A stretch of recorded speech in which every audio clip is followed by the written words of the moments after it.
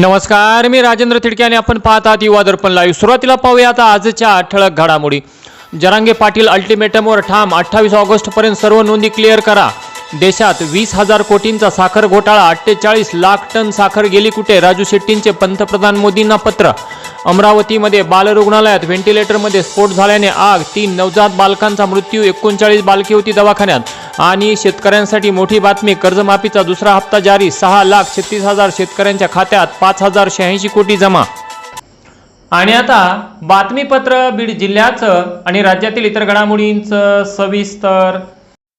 पैठणच्या नाथसागर धरणाचे पाणी जवळच उपलब्ध असताना देखील गेवराई तालुक्यातील अनेक नद्या कोरड्याच पडलेल्या असतात। त्यामुळे पैठणच्या कालव्याचे समांतर पाणी मिळावे यासाठी गेल्या 14 वर्षांपासून लढा चालू असून आतापर्यंत केवळ आश्वासनांची खैरात मिळाली असल्यामुळे दिनांक 21 ऑगस्ट 2026 रोजी जिल्हाधिकारी बीड यांना स्मरणपत्र देण्यात आले होते की जोपर्यंत आम्हाला हक्काचे पाणी मिळत नाही तोपर्यंत आम्ही वाळवंटात म्हणजेच कोरड्या नदी नाल्यांमध्ये दिवा लावणार असून 22 तारखेला उमापूर येथील अमृता नदीमध्ये दिवा लावण्यात आला। आंदोलनाच्या दुसऱ्या दिवशी पोळाचीवाडी येथे दिवा लावण्यात आला, तर आज तिसऱ्या दिवशी हिवरवाडी येथे दिवा लावण्यात आला। यावेळी पिढ्यानपिढ्याचा दुष्काळ दूर करण्यासाठी आपलं हे आंदोलन व्यर्थ जाणार नाही। जोपर्यंत पैठणच्या धरणातून पाणी मिळत नाही तोपर्यंत हा लढा सुरूच राहील, अशा भावना यावेळी व्यक्त करण्यात आल्या। तर यावेळी पत्रकार व सामाजिक कार्यकर्ते मनोज शेंबडे, सरपंच तुकाराम तळतकर, चेअरमन सुरेश नवले, नवाब अली, इसाक अली सय्यद, रामचंद्र काळे, पत्रकार लक्ष्मण आहेर, शरद जाधव, अनिल शेंडगे, अविनाश घाडगे आदींची उपस्थिती होती। शेख निजामचं करायचं काय? खाली मुंडकावर पाय. शिवरायांचा एक उल्लेख करणारे निजामचं करायचं काय? खाली मुंडकावर पाय. शेख निजामचं करायचं काय? खाली मुंडकावर. हिंदवी स्वराज्य छत्रपती शिवाजी महाराज की जय. धर्मवीर छत्रपती संभाजी महाराज की जय. लोकशाही अण्णाभाऊ साठ्यांचं मुर्दाबाद. निजाम मुर्दाबाद. मुर्दाबाद मुर्दाबाद. शेख निजाम मुर्दाबाद. अरे निजामचं करायचं काय? खाली मुंडकावर पाय. निजामचं करायचं काय? खाली मुंडकावर पाय. राजीनामा द्या। शिरसाळा पोलीस ठाणे येथे दाखल महेश चोरीच्या गुन्ह्याचा समांतर तपास एलसीबीचे पीआय श्री शिवाजी बंटेवाडे यांच्या मार्गदर्शनाखाली पीएसआय महेश विघ्ने यांचे पथक करत असताना खात्रीशीर गुप्त माहितीवरून म्हातारगाव येथे जाऊन मुंजा भगवान मोरे वय 26 वर्षे राहणार कारी, तालुका धारूर, जिल्हा बीड यास मोटारसायकलसह ताब्यात घेऊन विचारपूस केली असता त्याने सदरचा गुन्हा केल्याची कबुली दिली। त्यास अधिक विचारपूस केली असता त्याने केज पोलीस स्टेशन हद्दीतील केवडगाव येथील महेश चोरी केल्याचे सांगितले। त्याच्या ताब्यातील मोटारसायकल त्याने परंडा येथून चोरी केल्याचे निष्पन्न झाले। मुंजा भगवान मोरे याच्याकडून Shirsala police station, Kej police station आणि परंडा पोलीस स्टेशन येथून एकूण 3 गुन्हे उघडकीस आले असून एकूण 70,000 रुपयांचा मुद्देमाल जप्त करण्यात आला आहे। तर आरोपी शिरसाळा पोलिसांच्या ताब्यात देण्यात आले असून सदरची कामगिरी ही पोलीस अधीक्षक श्री नवनीत कामत, अप्पर पोलीस अधीक्षक चेतना तिडके, एलसीबीचे पीआय श्री शिवाजी बंटेवाडे यांच्या मार्गदर्शनाखाली पीएसआय महेश विघ्ने, बप्पासाहेब घोडके, महेश जोगदंड, जफर पठाण, गणेश मराडे यांनी मिळून केली। तामिळनाडू राज्यात ऊस तोडणीसाठी गेलेल्या वडवणी तालुक्यातील बिचकुलदरा तांडा येथील ऊसतोड कामगार रामा उत्तम गायकवाड यांचा अवघ्या 13 वर्षाचा मुलगा दशरथ रामा गायकवाड याचा दिनांक 11/8/2026 रोजी ट्रॅक्टरच्या दुर्घटनेत दुर्दैवी मृत्यू झाला।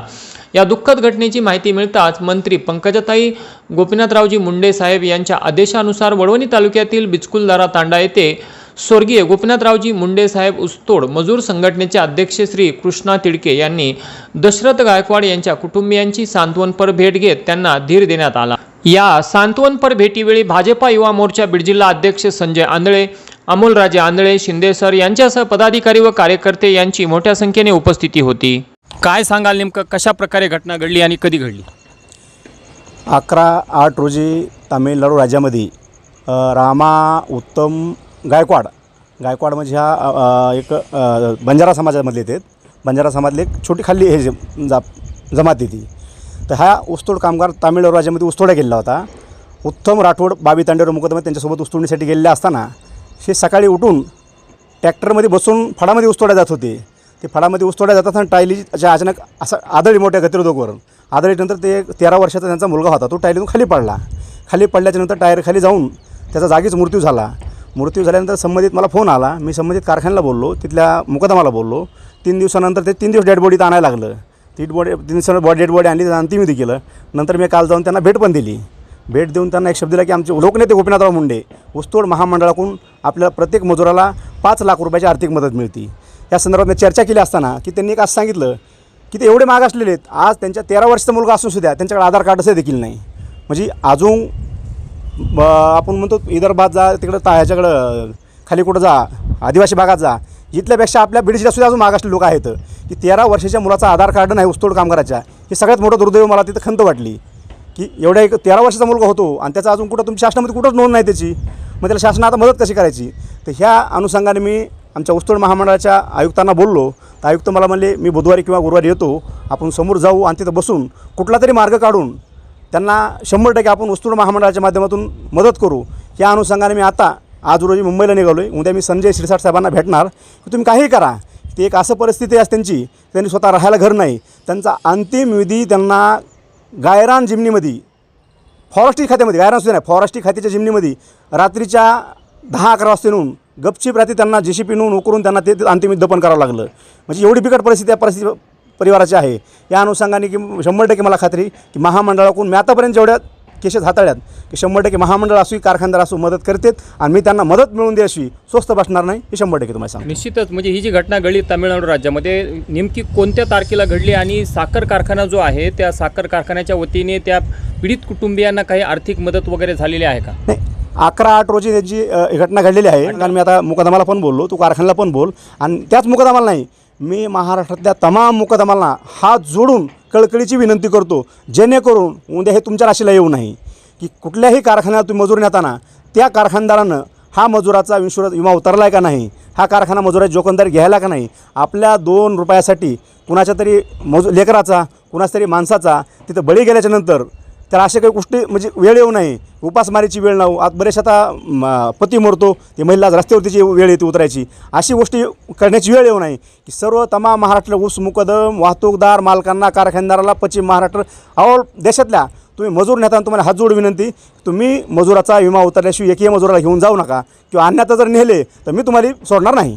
आपण चिखलबीड येथील गणेश डोंगरे प्रकरणात देखील संघर्ष करून त्यांना मदत मिळवून दिली होती, तर या प्रकरणी देखील आपण मदत मिळवून देणारच का आणि नाही मिळाली तर पुढचं पाऊल काय असेल? नाही, 100% गणेश डोंगरेसाठी सुद्धा आम्ही माननीय श्री स्वर्गवासी अजितदादा पवार यांचा 17 घंटे साखर कारखाना बंद करून 21 लाखाची मदत त्यांना आपण मिळवून दिली. त्याच पद्धतीत ह्याच धर्तीवर आम्ही ह्या कारखान्यादाराला पण इथं वेटीस आणून किंवा आम्ही गेवराईच्या कांबळे कुटुंबाला जसं कारखानदार धरून इथं आणून बांधून ठेवला, त्याच प्रमाणात वेळ आला तर हे कारखानदार आम्ही कुठं बी सापडून त्याला बांधून इथं ठेवून एका कामगाराला मदत मिळवून द्यायला लावणार. आणि याचबरोबर आजचं बातमीपत्र संपलं. उद्या पुन्हा भेटू काही नव्या आणि ताज्या घडामोडींसह. तोपर्यंत पाहत राहा युवा दर्पण लाईव्ह चॅनल. परंतु चॅनलवर नवीन असाल तर सबस्क्राईब करा, लाईक करा आणि कॉमेंट करून आपला अभिप्राय नक्की कळवा ही नम्र विनंती. तोपर्यंत नमस्कार.